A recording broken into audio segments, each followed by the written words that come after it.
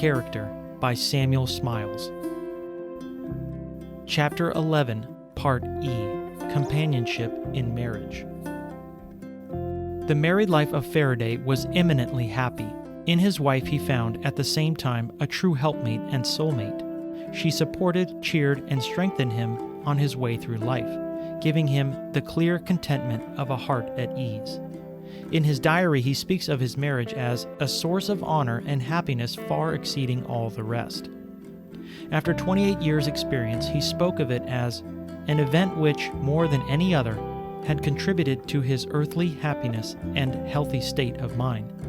The union, said he, has in no wise changed, except only in the depth and strength of its character. And for 46 years did the union continue unbroken, the love of the old man remaining as fresh, as earnest, as heart-whole as in the days of his impetuous youth.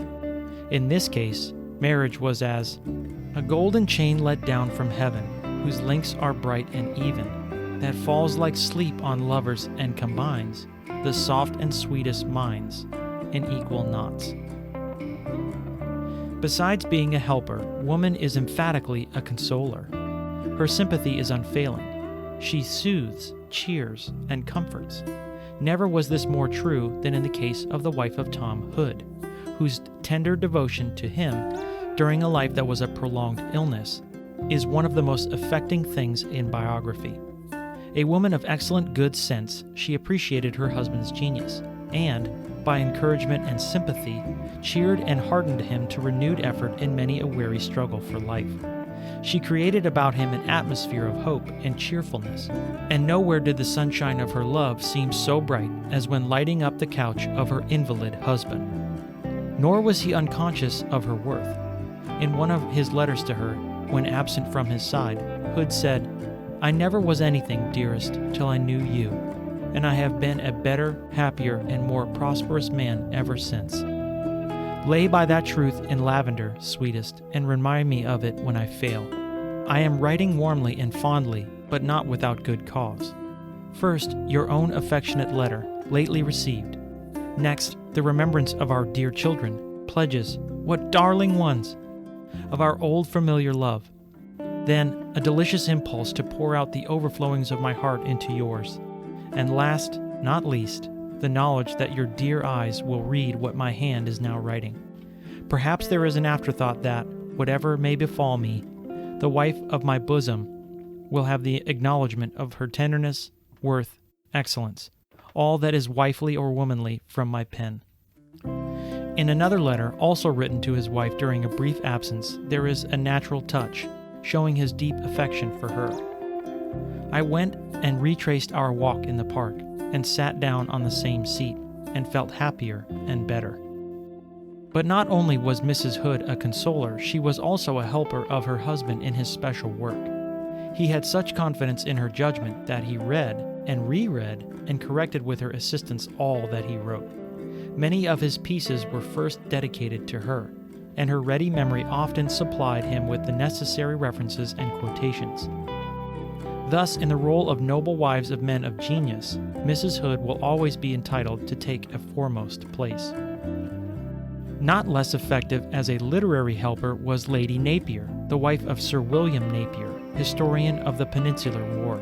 She encouraged him to undertake the work, and without her help he would have experienced great difficulty in completing it. She translated and epitomized the immense mass of original documents, many of them in cipher, on which it was in a great measure founded.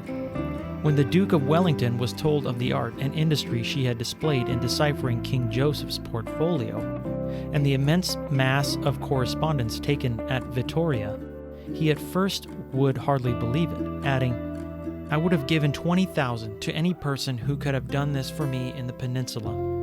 Sir William Napier's handwriting being almost illegible, Lady Napier made out his rough interlined manuscript, which he himself scarcely read, and wrote out a full fair copy for the printer. And all this vast labor she undertook and accomplished, according to the testimony of her husband, without having for a moment neglected the care and education of a large family.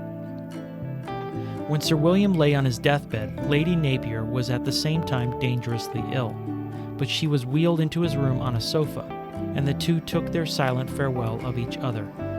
The husband died first. In a few weeks the wife followed him, and they sleep side by side in the same grave. Many other similar true-hearted wives rise up in the memory, to recite whose praises would more than fill up our remaining space, such as Flaxman's wife, Anne Denham, who cheered and encouraged her husband through life in the prosecution of his art, accompanying him to Rome, sharing in his labors and anxieties, and finally in his triumphs, and to whom Flaxman, in the 40th year of their married life, dedicated his beautiful designs illustrative of faith, hope, and charity, in token of his deep and undimmed affection, such as Catherine Boucher, dark-eyed Kate, the wife of William Blake, who believed her husband to be the first genius on earth, worked off the impressions of his plates and colored them beautifully with her own hand, bore with him in all his erratic ways, sympathized with him in his sorrows and joys for 45 years, and comforted him until his dying hour. His last sketch, made in his 71st year, being a likeness of himself, before making which, seeing his wife crying by his side, he said, "Stay, Kate, just keep as you are. I will draw your portrait, for you have ever been an angel to me." Such again as Lady Franklin, the true and noble woman, who never rested in her endeavors to penetrate the secret of the polar sea and prosecute the search for her long-lost husband, undaunted by failure and persevering in her determination with a devotion and singleness of purpose altogether unparalleled. Or such again as the wife of Zimmermann, whose intense melancholy she strove in vain to assuage, sympathizing with him, listening to him, and endeavoring to understand him, and to whom, when on her deathbed, about to leave him forever, she addressed the touching words, "My poor Zimmermann, who will now understand thee?" Wives have actively helped their husbands in other ways. Before Weinsberg surrendered to its besiegers, the women of that place asked permission of the captors to remove their valuables. The permission was granted, and shortly after, the women were seen issuing from the gates carrying their husbands on their shoulders.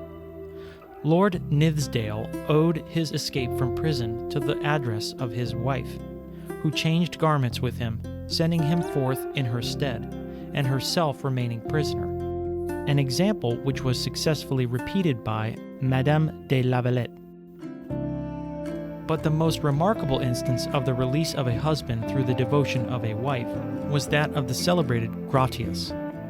He had lain for nearly 20 months in the strong fortress of Loevestein, near Gorkum, having been condemned by the government of the United Provinces to perpetual imprisonment.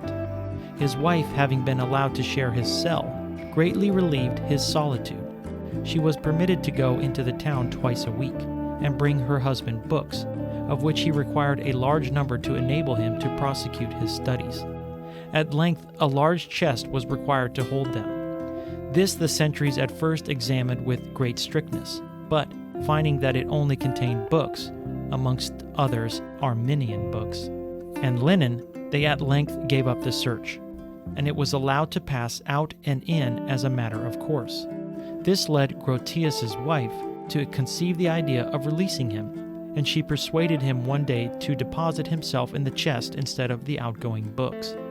When the two soldiers appointed to remove it took it up, they felt it to be considerably heavier than usual, and one of them asked, jestingly, "Have we got the Arminian himself here?" To which the ready-witted wife replied, "Yes, perhaps some Arminian books." The chest reached Gorkum in safety, the captive was released, and Grotius escaped across the frontier into Brabant, and afterwards into France, where he was rejoined by his wife. Trial and suffering are the tests of married life. They bring out the real character and often tend to produce the closest union. They may even be the spring of the purest happiness. Uninterrupted joy, like uninterrupted success, is not good for either man or woman. When Heine's wife died, he began to reflect upon the loss he had sustained. They had both known poverty and struggled through it hand in hand, and it was his greatest sorrow that she was taken from him at the moment when fortune was beginning to smile upon him, but too late for her to share in his prosperity. Alas, I, said he, amongst my griefs, must I reckon even her love, the strongest, truest, that ever inspired the heart of woman, which made me the happiest of mortals, and yet was to me a fountain of 1,000 distresses, inquietudes, and cares? To entire cheerfulness, perhaps, she never attained, but for what unspeakable sweetness, what exalted, enrapturing joys, is not love indebted to sorrow? Amidst growing anxieties, with the torture of anguish in my heart, I have been made, even by the loss which caused me this anguish and these anxieties, inexpressibly happy. When tears flowed over our cheeks, did not a nameless, seldom felt delight stream through my breast, oppressed equally by joy and sorrow?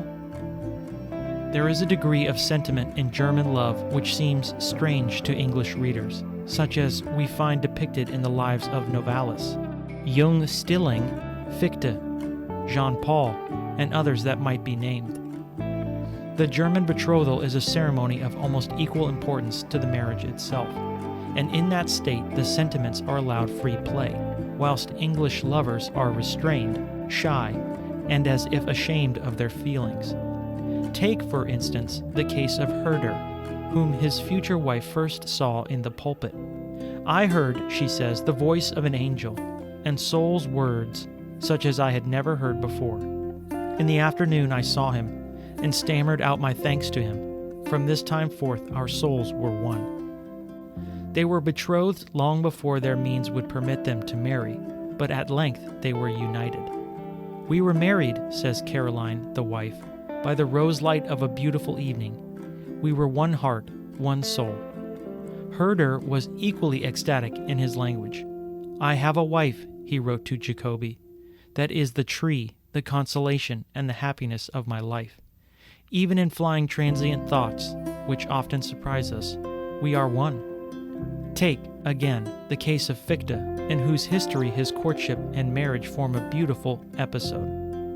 He was a poor German student living with a family at Zurich in the capacity of tutor, when he first made the acquaintance of Johanna Maria Hahn, a niece of Klopstock. Her position in life was higher than that of Fichte. Nevertheless, she regarded him with sincere admiration. When Fichte was about to leave Zurich, his troth plighted to her. She, knowing him to be very poor, offered him a gift of money before setting out.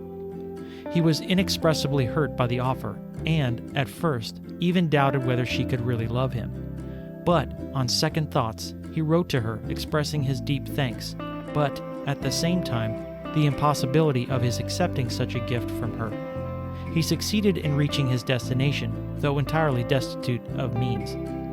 After a long and hard struggle with the world, extending over many years, Fichte was at length earning money enough to enable him to marry.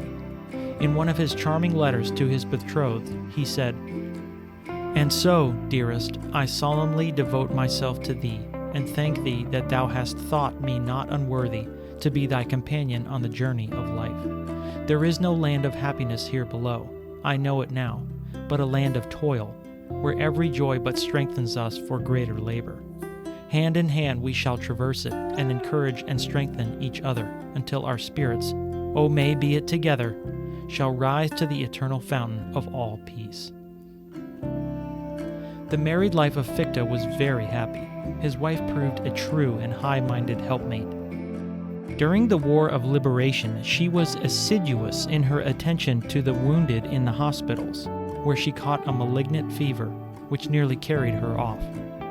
Fichte himself caught the same disease and was for a time completely prostrated, but he lived for a few more years and died at the early age of 52, consumed by his own fire.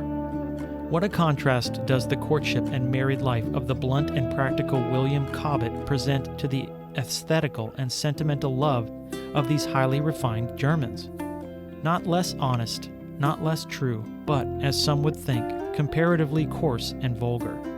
When he first set eyes upon the girl that was afterwards to become his wife, she was only 13 years old, and he was 21, a sergeant major in a foot regiment stationed at St. John's in New Brunswick.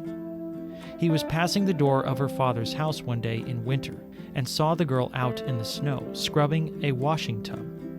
He said at once to himself, "That's the girl for me." He made her acquaintance and resolved that she should be his wife so soon as he could get discharged from the army.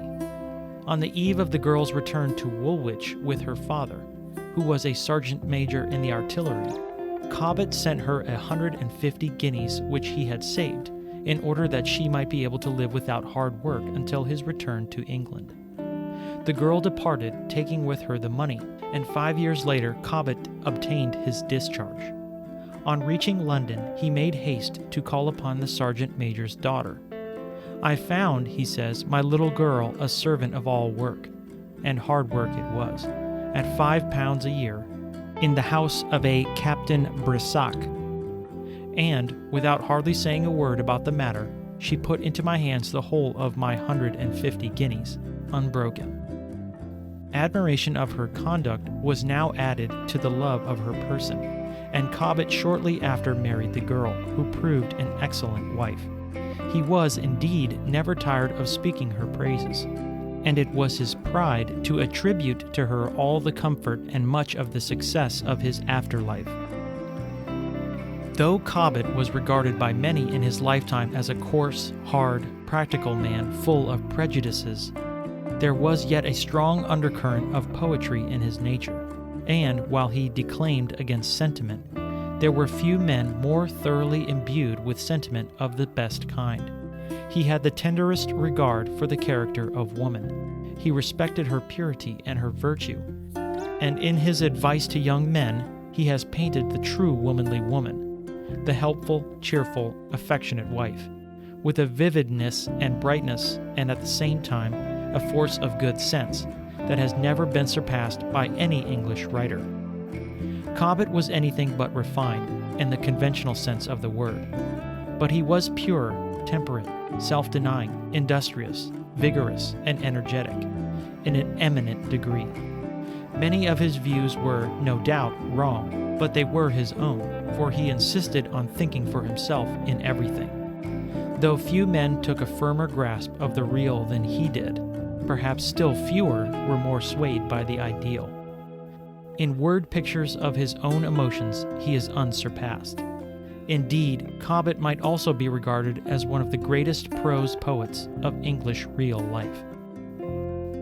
End of section 42.